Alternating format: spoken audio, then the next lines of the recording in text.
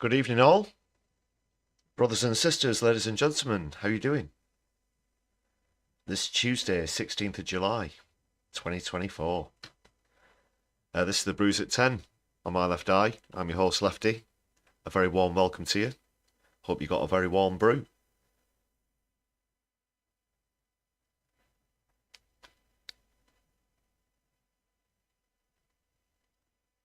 Coming up tonight, so what have we got? The aftermath of this assassination attempt on Trump, of course, is still looming large. The latest in UK politics, there's been a few bits and pieces, and as well as the latest from Gaza as well, coming up. And a bit about environment towards the end as well. Thanks a lot for being here tonight. Let us know how you're doing in the chat. Don't forget as well, hit those buttons, thumbs up, notification bell.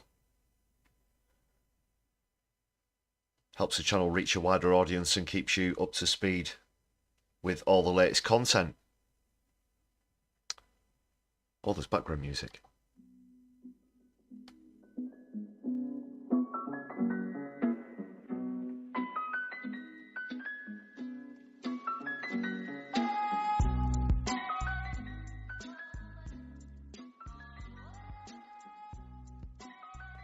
Alright, yeah, give us a shout in the chat if you're jumping on live or if you're watching on replay. Please do add a comment. I'll do my best to keep up with as many comments and replies as I can.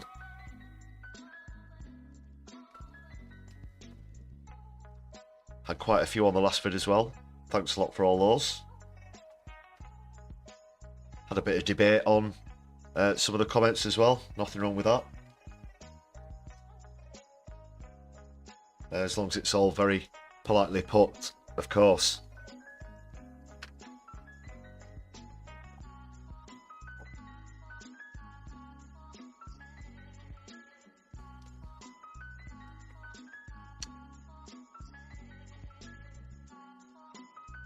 Yeah, I'll just be giving it a few minutes here before we get on to the first lot of clips, articles, pictures and stuff. Got a really good parody impersonator up for the opening comedy clip as well. Donald Trump impersonator. That's going to be the first part of tonight's live stream. The aftermath of all this, what it could mean for support for Trump. Also going over speculation that this might have been a staged event, but also why attempts for empathy would be very hypocritical concerning Trump. He's also picked a running mate as well since the incident. JD Vance is going to be having a little bit of a look at this guy, see what he's all about. I think it's pretty easy to see.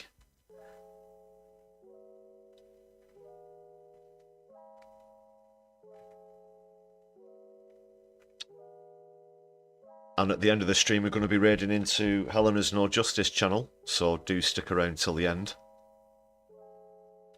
Got that set up. If she's still on live. At the end of the stream, then we'll be going over to see Helena. And if you don't check out her stuff at No Justice, please do check that out as well after tonight's live stream.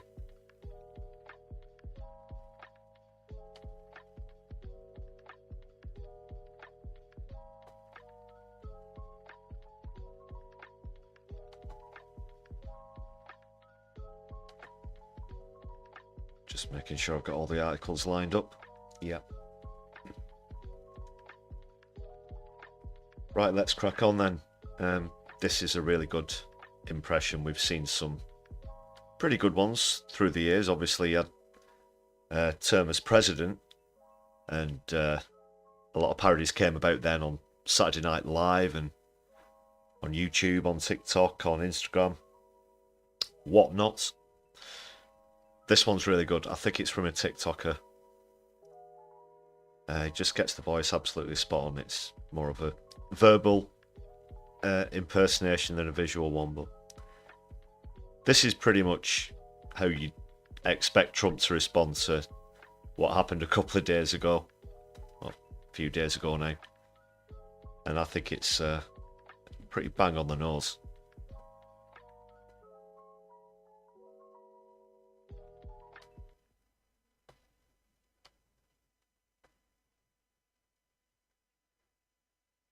You can take my ears, but you cannot take my liberty. They want to cut off my ears like the Taliban, but what they don't know is my ears can grow back like SpongeBob through budding, by the way. Hit me with your best shot, why don't you? Because if that's the best you got, you're a loser. You're such a loser, you missed so bigly, by the way. You had a big opportunity. You could have made my head blow up on TV, but you didn't do that, did you? Now my ear is going to grow back bigger and better. It will have better hearing. I will hear like an owl. Yeah, and you'd expect him to come back and say, they said at the hospital that I had the strongest ears that they'd ever seen. I'm not going to try and do the voice. Yeah, I'm not going to follow this guy. Let's just watch that. Again, I really like that clip. Just nails the voice so well. Yeah, I'm not even going to attempt it. So they said I had the strongest ears they'd ever seen. It was the. It says something like, I don't know. They said it was the richest, purest American blood they'd ever seen at the hospital. You can take my ears, but you cannot take my liberty. They want to cut off my ears like the Taliban, but what they don't know is my ears can grow back like SpongeBob through budding, by the way. Hit me with your best shot, why don't you? Because if that's the best you got, you're a loser. You're such a loser, you missed so bigly, by the way. You had a big opportunity. You could have made my head blow up on TV, but you didn't do that, did you? Now my ear is going to grow back bigger and better. It will have better hearing. I will hear like an owl. He'll hear like an owl. Yeah, I mean, we are making light of this here now, but we should remember, obviously, a member of the audience was killed and two more are critically injured in hospital. No further updates on the status of those two injured people at the moment. And this is a pretty big thing. This is quite a monumental moment. Whatever you think about Trump, it is going to have, the ripples of this, the aftermath, as I've put it in the title of this live stream, is going to be huge. Is going to be huge. I'm particularly worried. It looks as though Trump's gained a huge advantage from this, from existing supporters, and he may have picked up some empathetic support from other areas as well. We know it's not a great state of affairs in either case. In America, Joe Biden's no angel either, of course.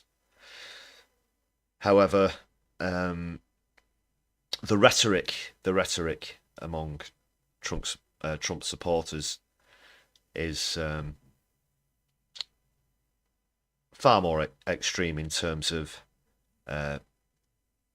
racist rhetoric, also violent rhetoric, which is bringing me towards my main point. Now, the assassin who was killed at the scene has, of course, been condemned by Trump and Biden alike, and many others, not to mention global military affairs. Obviously, the words they've used to describe the assassin for his attempted assassination could easily be used to describe them for things that they've taken part in or assisted throughout world history, let alone ongoing situations in Palestine, for example, which I will be getting onto later, of course. But also in terms of just general political lexicon, and I'm going to be focusing on Donald Trump here.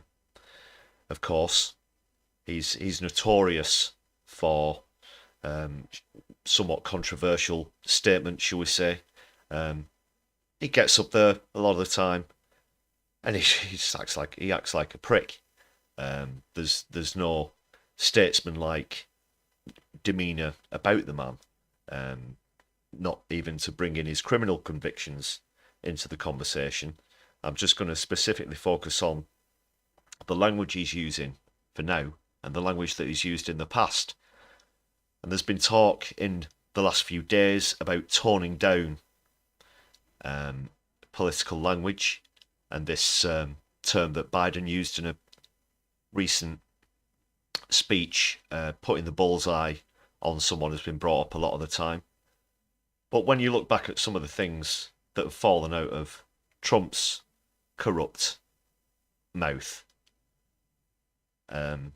it beggars belief that he's accusing others of using violent language. And I've got a clip here of a few examples spliced together just to remind you some of those things.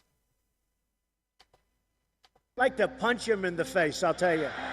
I don't know if I'll do the fighting myself or if other people will. The third group, I'll be a little more violent. If you see somebody getting ready to throw a tomato, knock the crap out of them, would you? Seriously. Okay? Just knock the hell. I promise you, I will pay for the legal fees, I promise. I love the old days. You know what they used to do to guys like that when they were in a place like this? They'd be carried out on a stretcher, folks.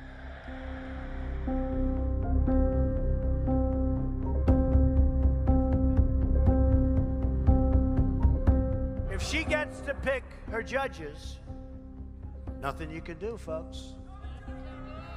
Although the Second Amendment people, maybe there is, I don't know.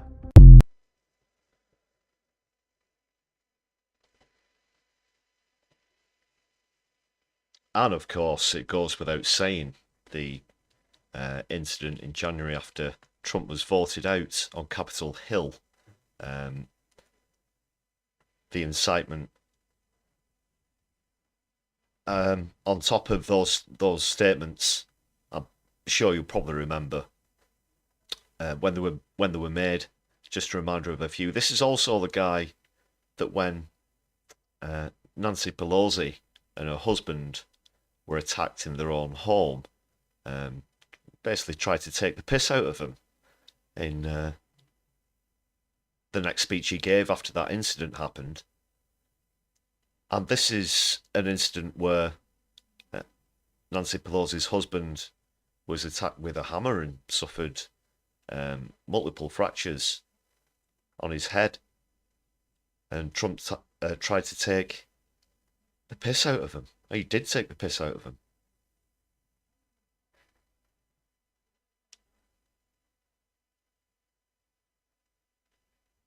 I'm going to move on to his selection for his co-runner, J.D. Vance, in a minute. I just quickly also want to bring up the topic, the subject, the matter, whatever you want to call it. There have been a few people saying, obviously, around social media and other places, this sort of thing will happen when these kind of largely publicised events happen, especially in politics. But as to whether it was or wasn't staged, I've been having a bit of a think about it. I've sort of had to go over things a little bit, but I don't think it was at this moment. I think the perpetrator had this kind of going out in a blaze of glory kind of thing. I think he was probably certain that whether he was successful or not, that he wasn't getting out of there. He didn't seem to have any kind of exit plan from what we know. And also very much out in the open, wasn't hidden. He was on top of a nearby building, which he probably rightly knew would be under surveillance from Secret Service, etc. I think this guy went out there not expecting to come back. that's the first part of the reasons why I don't think this was a setup. Also, secondly, as nuts as Donald Trump may or may not be, and I know politicians go to some extreme lengths for publicity during election campaigns. However, I don't think that Trump would go so far as to have live rounds fired at him and just miss just by, I mean, it took his, I mean, we don't know if he's missing part of the ear or whatever, but very, very close, And apparently today, even the first thing I've heard that he said in one interview or another, he's made some sort of statement saying he's like, I should be dead today and all this. But I don't think he would go so far as to let that happen. We know that there were live rounds because there was a fatality and there are 2 injuries, critical injuries, as we know. Unfortunately, tragically, so we know that that's real, obviously. I can't see it being any kind of setup whatsoever, despite the fact that he was a registered Republican. That puts a bit of a twist. It sort of adds another layer to this, but from what we know, anyway, that's what I've made out, that it was a genuine attempt. There's a lot of questions being raised about whether the Secret Service could have acted quicker, could have acted better. Obviously, I'm not going to get into all that for now. But that's just my 2 cents on whether it was or wasn't a setup. I don't think it was. What I do know is going to happen, of course, is that Trump's going to try and make the most out of this.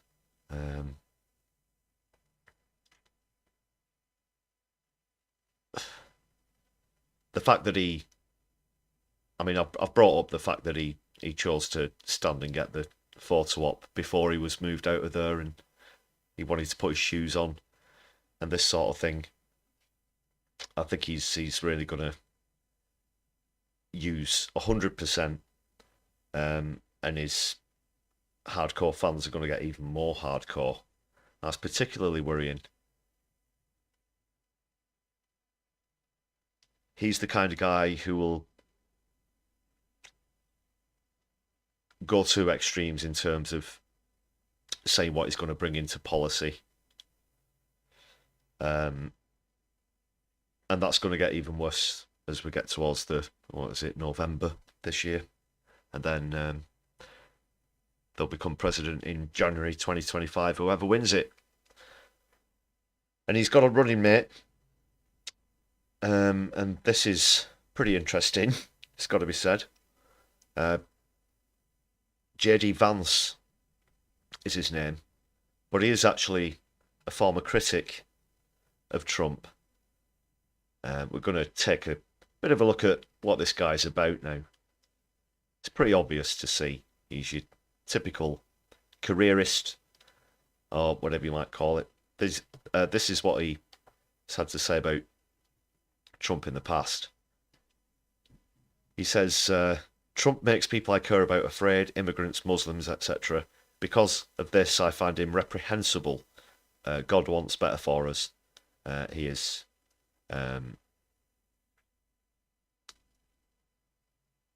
There's another tweet that he made out referring to God. He very much goes for the religious voters as well. But that's what he had to say about Trump. He makes people he cares about afraid. And he finds him reprehensible. And now he's his running mate. The big red light bulb that says careerist underneath it's going off in the corner of the room. It's amazing how far people sort of turn tail when it comes to advancing the career or the wealth I find in the in the political realm. It's unbelievable how far people do that and get away with it. But it remains to be seen if he gets away with it. And I don't know if you've seen this clip that was going around about what he had to say about the UK, but this pretty much just sums up, the kind of trash that we're dealing with here. By the way, I have to beat up on the UK just one additional thing. I was talking with a friend recently, and we were talking about, one of the big dangers in the world, of course, is nuclear proliferation, though, of course, the Biden administration doesn't care about it.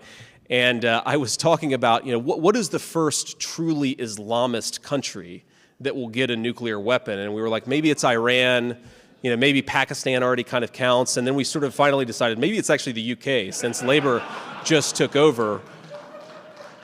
But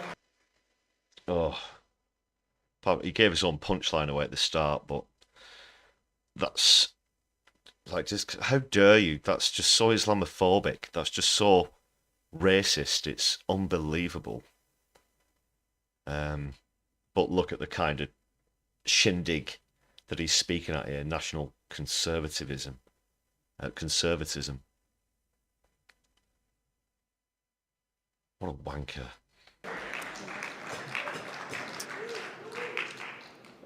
But to my Tory friends, I have to say, you guys have got to get a handle on this, but neither here nor there.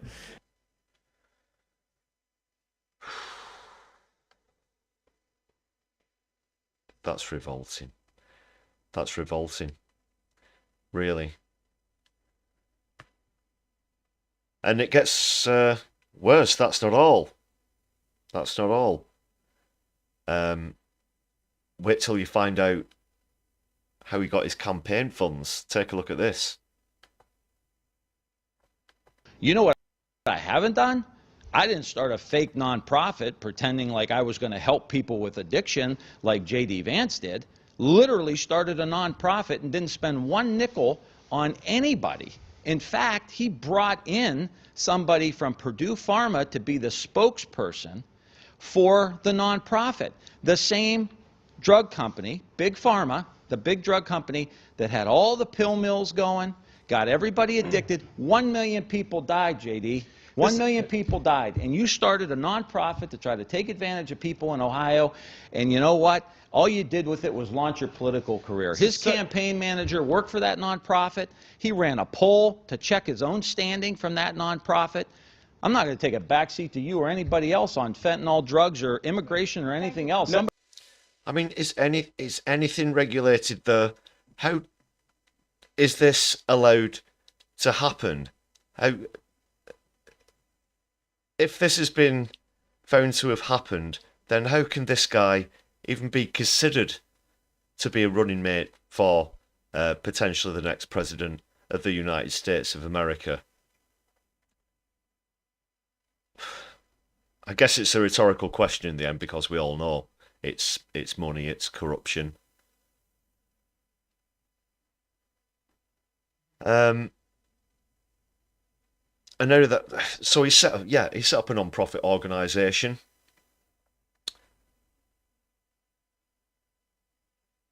And then he used that for his campaign. Who on earth is keeping tabs on this? Who on earth is regulating this in the USA? The bodies that exist to regulate and police this kind of crap certainly don't seem to be getting off their asses at the moment. And I don't know more. I'm going to try and fill in the gaps and draw the line from how he gets from calling Trump reprehensible to this. And it probably follows along the same lines.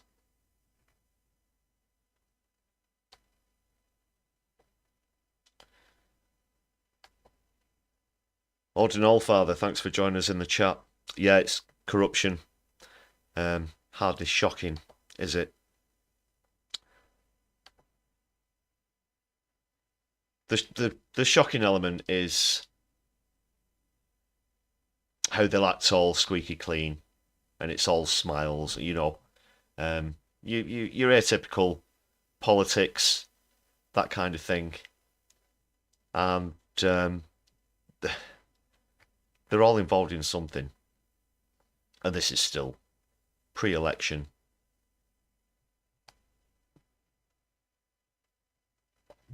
Before I move, I'm going to move away from US politics and onto UK stuff in a moment or two. Just as well to remind you that the charges were dropped, or the case was discontinued. I think it was the charges were dropped, whichever way around. Over the files, the classified files that Trump had in his possession. And that happened, I think it was on Monday. Yeah, just yesterday. So, a little bit of an update on that. So, JD Vance has been selected. He's also had that case dropped, which is kind of a bit of an extra boost on top of this publicity he's got from nearly getting his fucking head blown off. But there you go. He's going to use that to the nth degree, no doubt. We'll see what prevails anyway.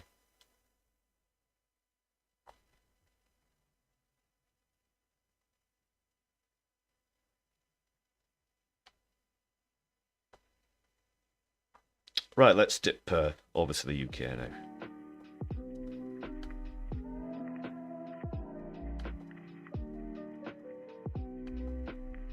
What should we start with? I've got 2 bookmarks lined up.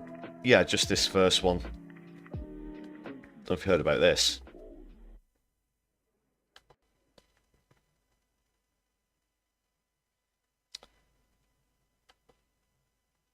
So a man's been given a restraining order for making threats to the Speaker of the House of Commons, Lindsay Hoyle. Let's take a look. This happened in Chorley, which is where Lindsay Hoyle is from. So a man who sent aggressive and threatening messages to the Commons Speaker has been given a 3-year restraining order. Mark Innes, 56, admitted emailing Sir Lindsay Hoyle with disturbing images and threatening him on a social media post. Innes from Chorley in Lancashire offered an apology in a police interview and told officers he had no intention of harming Sir Lindsay, who was recently re-elected as the Speaker. Preston Magistrates Court earlier, Innes was handed a 6-week prison sentence, suspended for 2 years for crimes committed under the Malicious Communications Act 1988.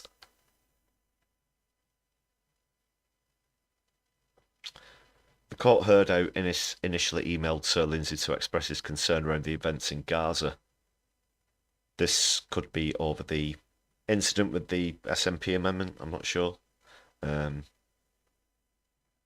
I'm assuming the images in question were of scenes on the ground. Perhaps pretty graphic scenes. I know I've seen some. I can't share them on the live streams, as I said. It's far too strong. But I've seen some pretty bad shit. Yeah, the worst. And it says on January 24th, Innes then posted a threat on social media directed towards Sir Lindsay. Joanna Crook, senior Crown prosecutor, said the staff member who opened the email and read the post was severely impacted by the distressing nature and told police she hadn't slept since. Innes has been charged with 2 offences of sending an electronic communication which conveys a threat or is grossly offensive for the purpose of causing distress or anxiety, and later pleaded guilty at Leeds Magistrates Court. As part of his sentence, Innes must also complete 25 rehabilitation days and pay a £300 fine. Well,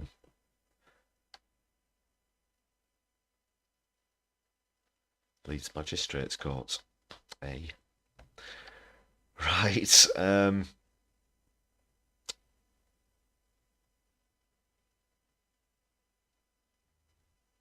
He's obviously been under fire for what happened that day in Parliament. I did a video about it. I mentioned it on live streams and stuff around the time.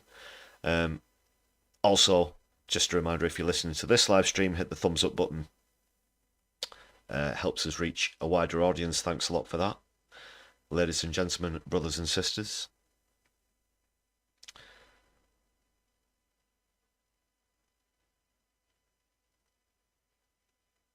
Got another bookmark here. This is going to sort of bring us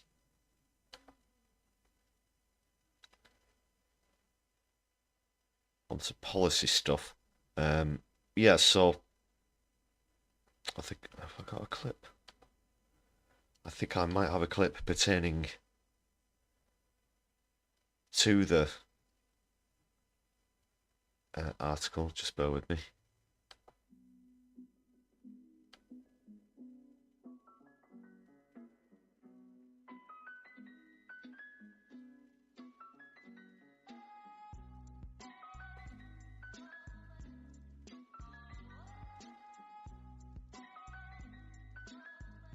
Yeah, I do.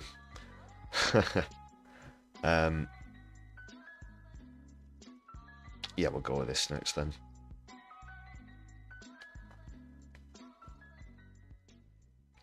So first of all, this is a video from Dr. Julia Grace Patterson, who's definitely worth following on Twitter.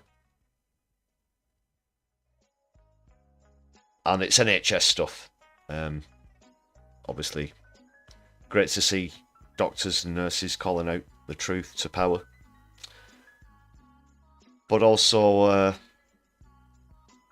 calling out what Wes... But shut up, Wesley! Streeting's intentions for the NHS might be. And I've got a bit of an article that she's going to refer to in the clip to follow as well. So this is Dr. Julia Grace Patterson.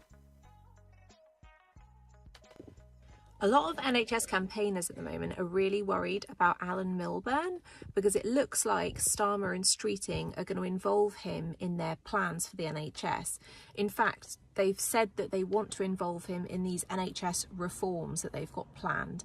And the reason we're worried is because Alan Milburn is an ex-health secretary from the Blair era of politics, and he was very positive about privatisation at the time. And since then, he has made a lot of money from consultancy that he has done for private health sector firms.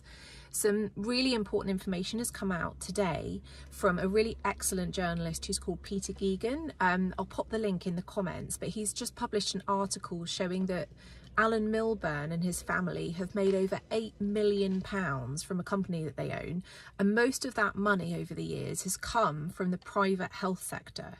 We have got to ask questions of Starmer and Streeting about why they are considering involving a person who has got rich from the private health sector in deciding what happens to the NHS, because what we do know is that privatisation does not help the NHS, and we need to stop this revolving door between people working in the private health sector who have close links with them and who are making money from the private health sector coming in and out of the NHS and influencing decisions. It's wrong.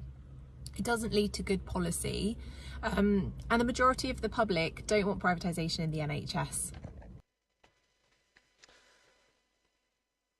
They absolutely don't. And I share that sentiment as well, of course.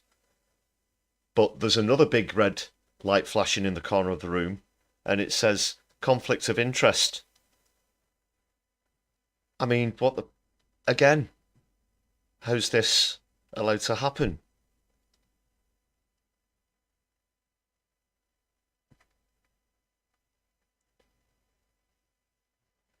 I'm genuinely very concerned about what Streeting's plans for the NHS are, and I've got the article that was mentioned there just here.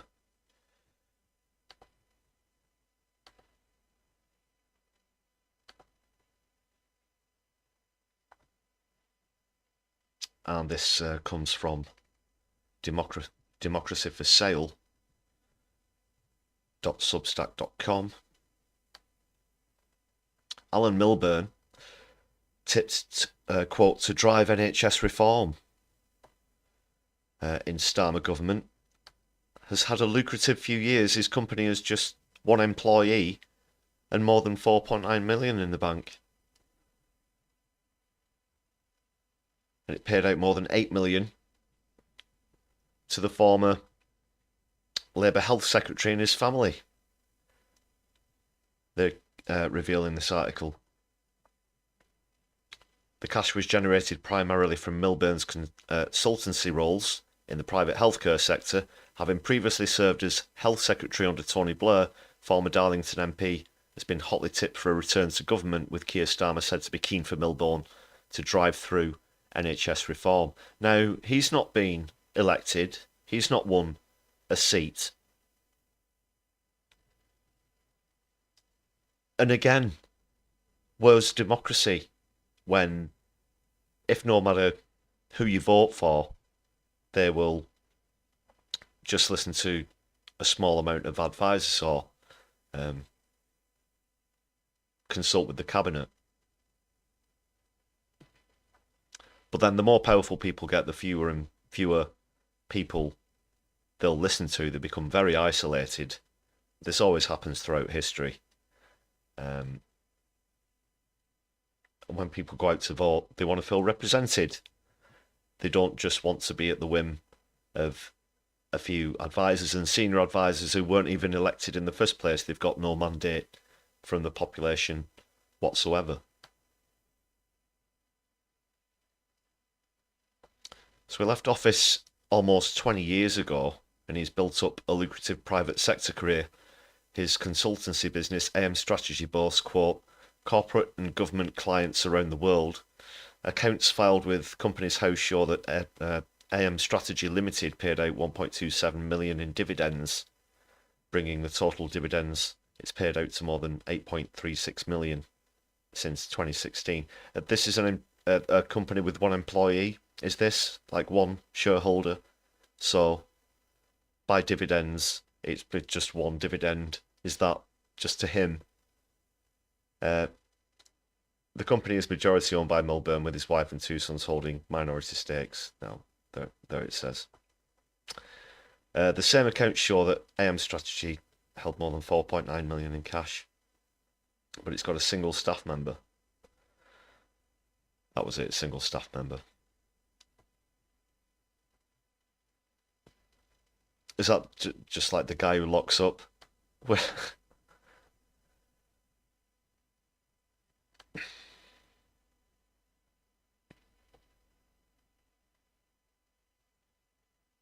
Yeah, so people are worried. They're saying that companies that he's got been paid to advise could profit from NHS reforms. He chose PricewaterhouseCoopers Health Insurance Oversight Board, which was set up to expand the accountancy firm's business interests in public and private healthcare. He's also a senior advisor to God, how many companies does this guy work for? He's a senior advisor to private equity group Bridgepoint Capital, which owns one of England's largest external providers of NHS services, and a large care home chain. He's also advised Confection and Mars Incorporated and been chair of United States healthcare giant Centene's Spanish subsidiary, Siberia Salud.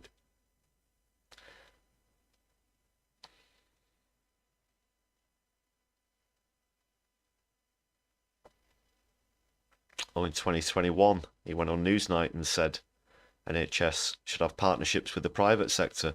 Yeah. So there's only one way that this guy's going to try and push it. Good evening, H. Lukill. How you doing? Great to see you in the chat tonight. Welcome back.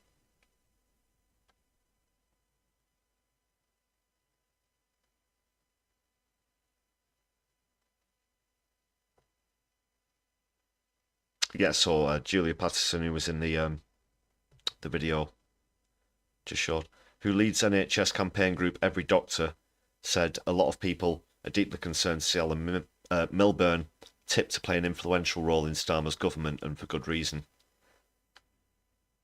It's deeply concerning to witness the revolving door between political operators and private sector consultancy. Starmer needs to ask himself what message he's delivering to the public by considering involving someone so linked to the private healthcare sector in his plans.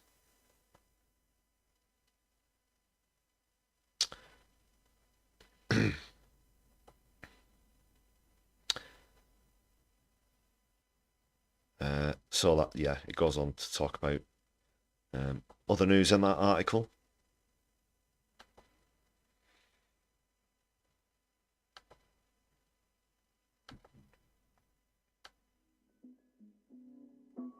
Not looking so great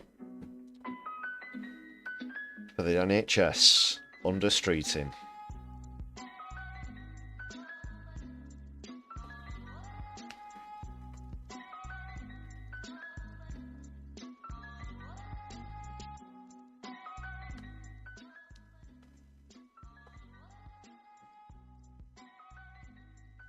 Okay, a little bit more about the two-child benefit cap now. Angela Rayner's been on the rounds and done her best to try and defend the decision on this. You know, this is someone who genuinely comes from a working class background, not the way Starmer tries to pretend that he is, but genuinely is from a working class background. It's been a shame to see her choose her career more than her political principles. She's now Deputy Prime Minister. So that's worked out well for her personally. But this is what she's got to say to try and defend herself about sticking with the two-child benefit cap. And again, it is just as expected how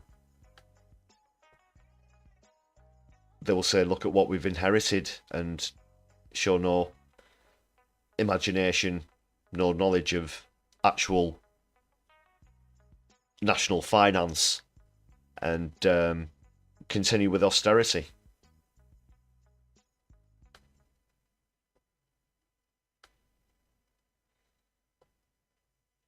I accept that people are frustrated and want to, change a lot of things that the Conservatives have done over the last 14 years, but our inheritance is dire.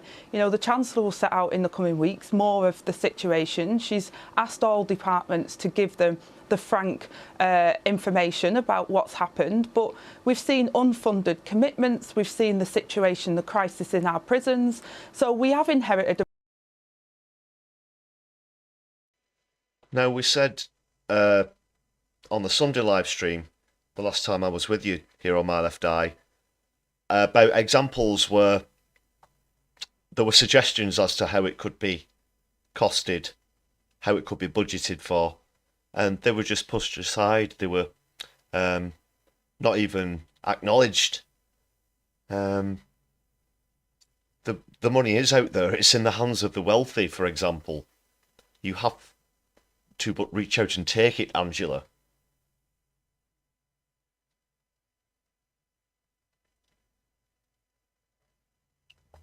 And people who say, oh, well, that'll drive all the billionaires away.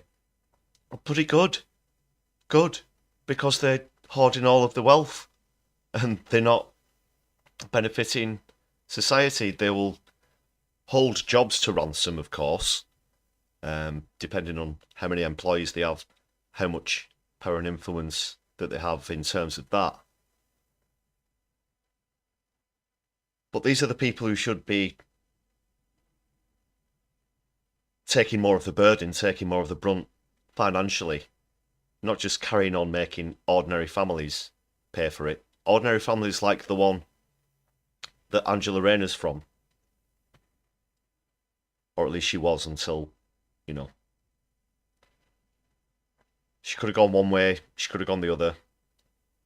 She's chosen to stick with Starmer. really difficult situation. But all I would say is look at what Labour's history and what we do when we're in government. And, you know, as someone who grew up in poverty, I am not prepared to leave office, you know, after a Labour government where we haven't made those significant changes. And well, what it will say now is that Labour maintain the two-child benefit cap. That is the situation. That is the history, albeit not even 2 weeks worth of government, but that's the current status, Angela. When people look back, that is what it will say, and that will be the truth. And you're here endorsing that at the same time as trying to lean on your working class roots. I think that's pretty shallow and pretty shameful. I really do. I really do. The right-wing press, parts of the mainstream media will vilify the working class with TV shows like Benefit Street. You all remember that. It's easy to punch down and point out a few very, very, very, very rare examples of people exploiting the benefit system and people who, according to the press, have children for the financial benefits of it. They're claiming that you're trying to clamp down on that. It's bollocks. This two-child benefit cap is going to affect millions of families, about 250,000 kids at least, who are the third child or above in their family. And that's just not right, you know. There's a little bit more about what she's got to say. Child poverty is an issue for us, and we're absolutely appalled that children haven't got beds to sleep in at night. You know, this is the 21st century. This shouldn't be the situation we're in, but this is the inheritance that the Conservatives have left us. And well, that's all, again, that's all you'll hear for nigh on most of the next 5 years, if not all of them. Was that a raid that we got there from? Was that from Helena? If it was, a very warm welcome if you're with us on the raid, and thanks for that show of solidarity, Helena. Nice one.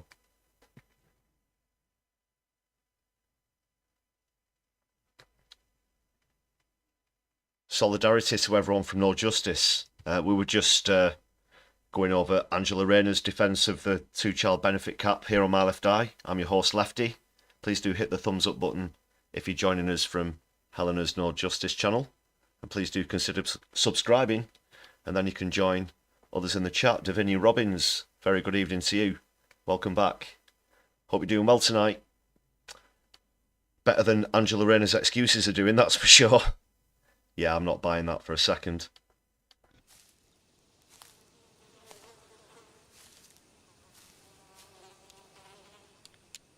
That is one big pile of shit. It certainly is. Didn't know that Jeff Goldblum followed UK politics so much, but there you go. Got some more. I'm gonna. Yeah, that's all for the two-child benefit cap.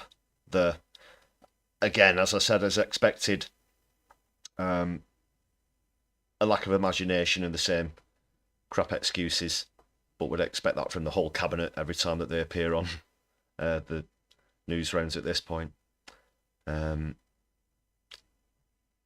So yeah, David Lammy, he's been abroad. He's been in Israel, but yeah, welcome Paul Gilmore as well in the chat. Thanks for joining me this evening. Hope you're doing very well. So yeah, Lammy's been in Israel. Well, to be frank, he's been cozying up whilst trying to pretend that he's trying to push for some kind of ceasefire. Like I said on Sunday's live stream, I'm just expecting that to be very thin, and when you take a look at the actual detail, it's not going to be any sort of real proposal for a ceasefire anyway. But as well, just want to take you back to April. Now, it's probably because they've seen a hit from Palestinians, people who support a ceasefire in Gaza, in the run-up to the election, especially where they've seen a lot of criticism, that now that they're trying to appease that, they're trying to pacify that. They're not doing very well. They're not doing a great job at it. It's got to be said, but they're going for it, and this is one of the things that they're trying to do. Seeing pictures of David Lammy shaking hands with Benjamin Netanyahu kind of made my skin crawl a bit, to be honest. This is what he had to say in April with regard to the UK's involvement in all of this, how much we're supporting Israel with arms. My main point is that now I want you to imagine that someone's saying this to him now that he is Foreign Secretary. This is what he wanted to know. The former head of MI6 has very real doubts. 4 of our Supreme Court judges have very real doubts. They look at the scenes, 33,000 people dead, many of them women and children. Of course they've got concerns about proportionality, but the only person... He didn't have any concerns for them, by the way, when he abstained on a ceasefire in November last year in 2023. And Athan, yeah, good point in the chat. Was he visiting Palestinian refugees? No, he wasn't. He's there to do deals. He's there to do deals and take instructions, I would imagine. I said on Sunday, I pointed out the members of the cabinet, half of them that we know of are being lobbied by Israel lobbyists, Zionist lobbyists, and also Lammy, being former Shadow Secretary, Foreign Secretary, and now acting Foreign Secretary, has received the most, some £120,000 that we know of. That's a lot of money. That's a lot of money. So that's what he was there for, yeah. He wasn't there, he wasn't there to arrange getting aid into the safe zones where people are still being bombarded and attacked. And there was scores of deaths again today in so-called safe zones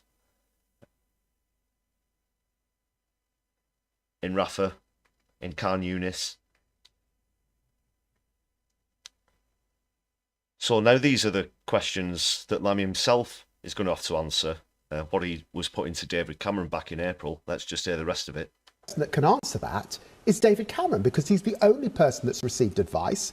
Apparently, he said he was about to receive advice at the beginning of March. It's weeks later. He was dodging questions from journalists this week. Come to the bar of the House of Commons where we return, answer those questions, but publish a summary of advice, because this is hugely important that the United Kingdom is not complicit at all in a breach of humanitarian international law. Well, he's been seen shaking hands with someone who has breached international law. Of course, there's a arrest warrant out from the International Criminal Court for Benjamin Netanyahu for such crimes. And you went and shook his hand.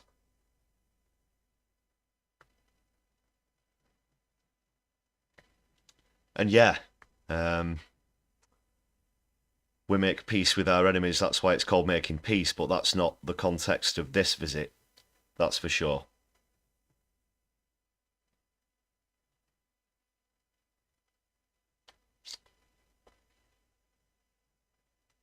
So I don't know how long Lammy's going to be out there for. He might be back already. But we're already complicit, is the thing. We're already complicit. This country, and it appalls me, as a citizen, despite how much I call out against it, despite how much I protest,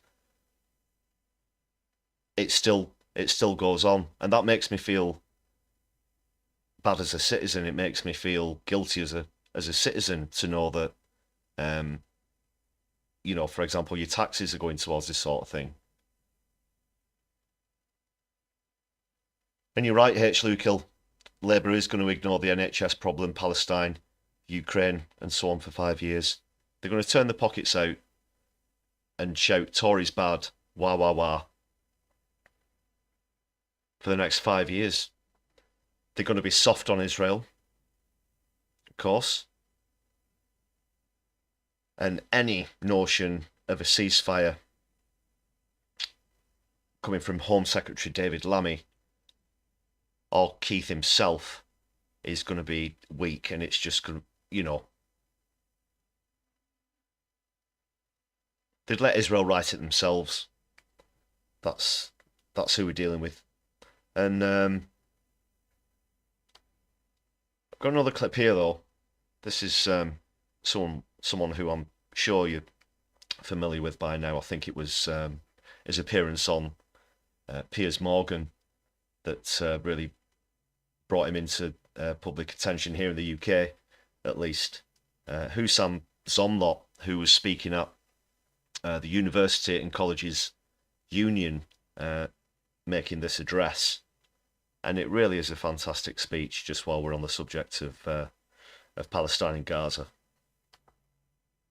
we have been following your amazing work as higher education professionals in educating the next generation of leaders about genocide, about what is really happening in Palestine, about the facts. We've seen all of your efforts in making sure the truth is not a victim of what is happening.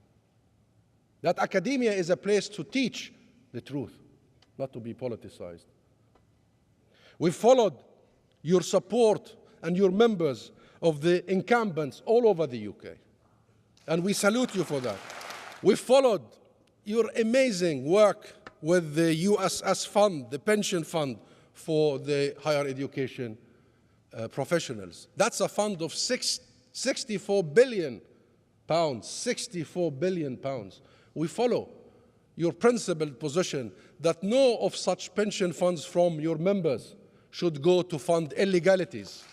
We followed your insistence that any institution implicated in the genocide, in the occupation and the colonization must be divested from. We are following your work about student visas, Palestinian students, and your work with the government to pressure the government to make sure that our students have access to universities here and to education here. We've followed your members and the activism around the arms factory all over the UK. And we follow your commitment to scholarship for Palestinian women, and we follow your commitment to help rebuild Gaza education sector. We also thank you for your very principled, early on position, calling for an immediate and permanent ceasefire. You were among the very first trade union to call for that. So we salute you for doing that and for from the beginning taking the right decision.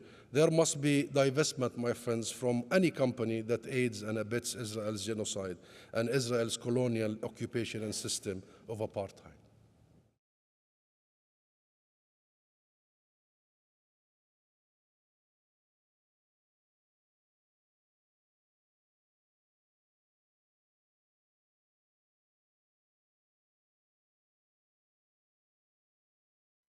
Sounds like they're doing some great work there at the UCU. That's Palestinian Ambassador Hussam Zomlot. And really well said. It's always great to see him live when he's on the news. He's he doesn't flinch despite the barrage of bullshit, especially what he had to take in the early stages of this escalation since October the 7th, standing up to the likes of Piers Morgan, other mainstream right-wing outlets. And there are, of course, non-violent direct action groups taking action for Palestine. I don't know if you heard about this one today in London. Youth Demand took an action involving 2 people at the Cenotaph in London in support of Palestine. The main areas of protest with Youth Demand are concerning climate change as well as Gaza. So this is the latest protest from Youth Demand at the Cenotaph.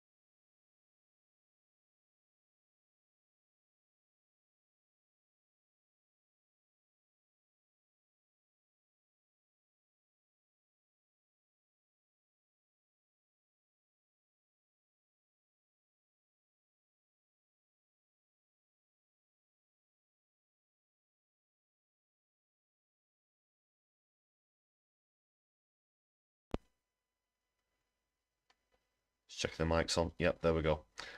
Yeah, sorry about the delay in coming back. So, look at the numbers there.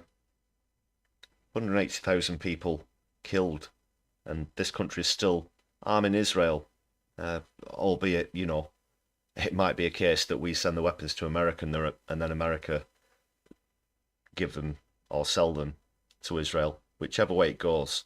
If we make them here and it ends up there, then we're arming them. That's the only way that you can see it. So yeah, that stuff will just wash off. That's like a chalk spray. No permanent damage done there. They were getting some shouts of support as well from passers-by.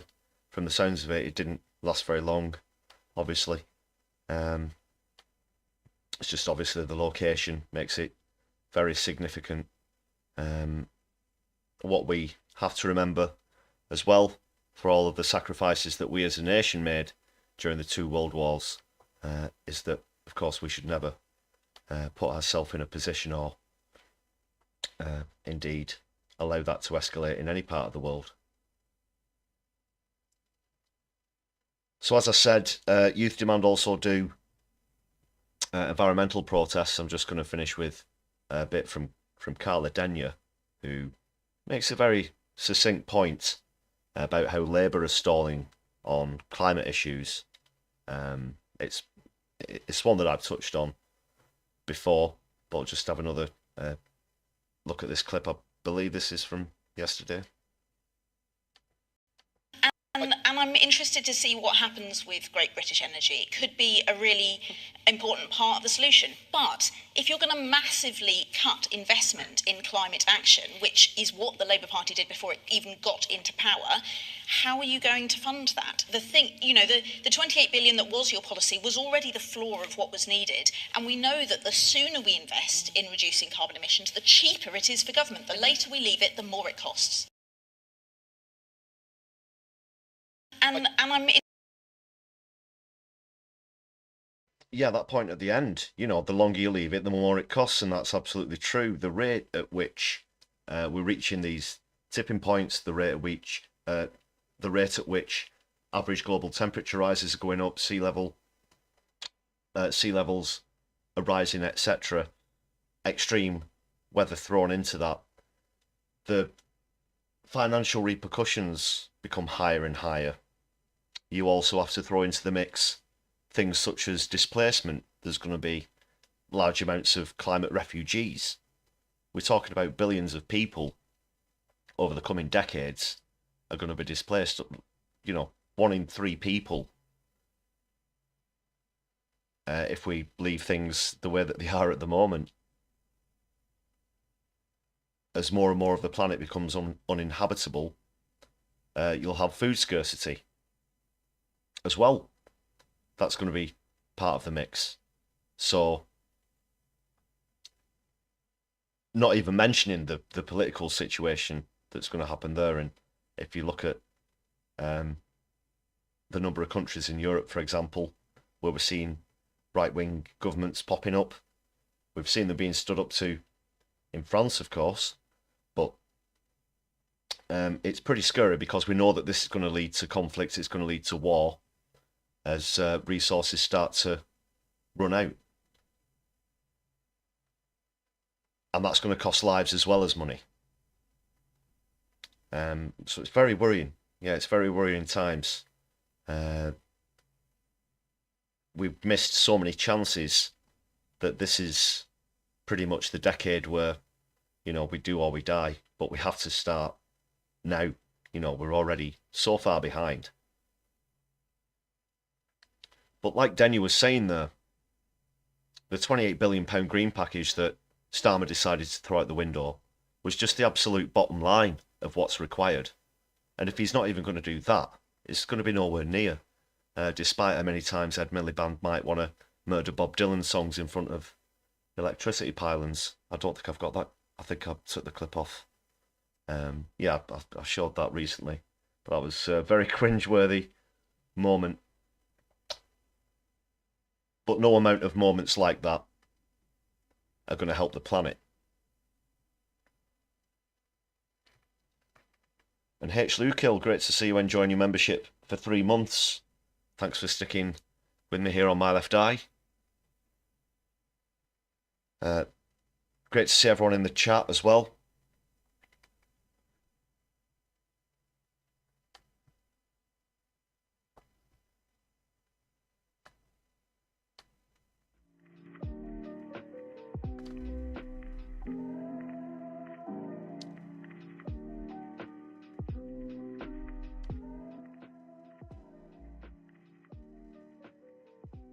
And gifted 5 memberships as well. Thanks a lot, H. Lukill.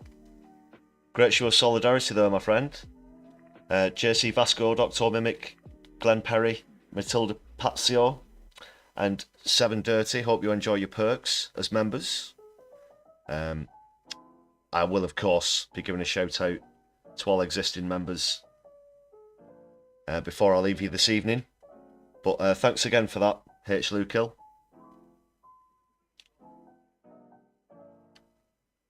Also, that reminds me, anyone listening live or on a replay, if you do have a renewal for your membership coming up, please do consider staying with me here on My Left Eye, helping to support the channel.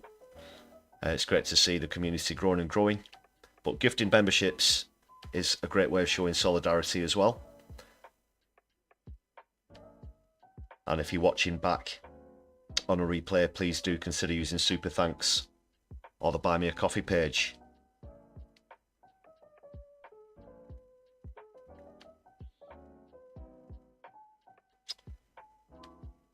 And of course, there's still the state opening, the official, well, the King's speech. To come. Not on this live stream, I mean, just generally in politics. Yeah, it's not happening at this time of night, that's for sure. So I'll be covering that. I'll be covering PMQs, of course, as well, when that comes back on every Wednesday. Please do hit the notification bell so you don't miss out on that. I'll be continuing with Brews at 10 as many weekday evenings as I can do. And of course, there's still the regular Sunday live stream as well here on My Left Eye. Working on some new video content as well. Might be dropping one of those tomorrow. No spoilers though.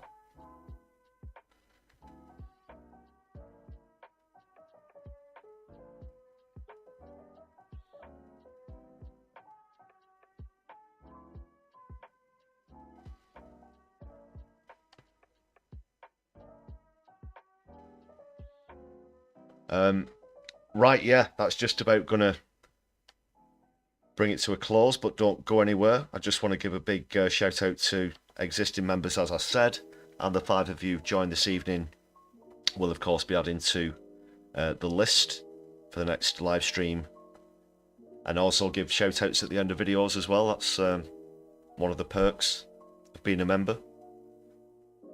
If you've not been a member before, do hit the button to find out what you can enjoy, including exclusive content.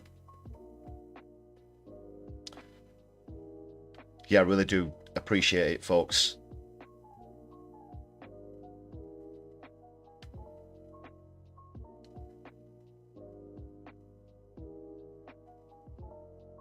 And keep an eye out in the community chat as well. I'll try and update you on upcoming content and things as well there. Check us out on social media. We're on Twitter. Yes, it's still Twitter. We all call it Twitter.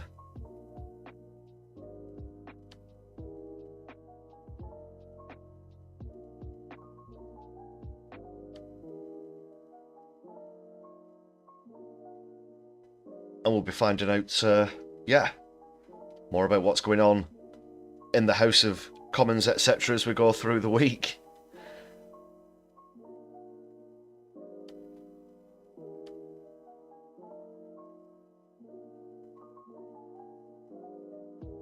Alright then, ladies and gentlemen, brothers and sisters, I'll call time there on the Brews at 10.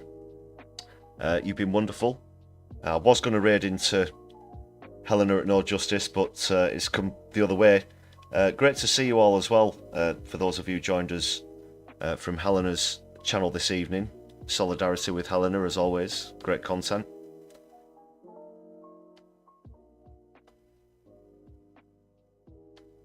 So yeah, until next time, you look after yourselves, and my left, I'll be seeing you soon. Good night, everyone.